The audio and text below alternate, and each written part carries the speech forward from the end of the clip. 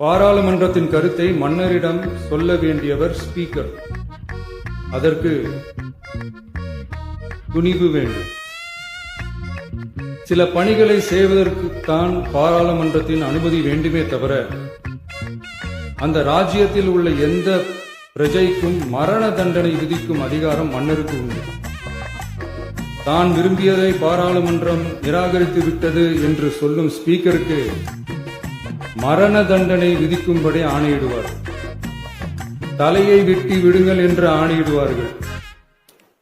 இது பலமுறை நடந்ததால் யாருமே இந்த ஸ்பீக்கர் பதவிக்கு வர விரும்ப மாட்டார்கள்.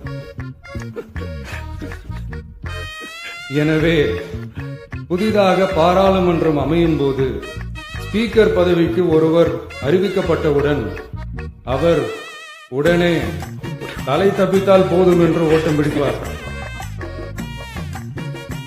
அணை முன்னவரும் எதிர்கட்சி தலைவரும் அவரை தடுத்து நிறுத்தி அவர் கைகளை பிடித்து இழுத்து வந்து ஆசனத்தில் அமர வைப்பார்கள். இதுதான் அந்த காலத்தில் இருந்து வந்த மரபு. ஜனநாயக முறை ஏற்பட்ட பிறகும் இம்மரபு தொடர்கிறது.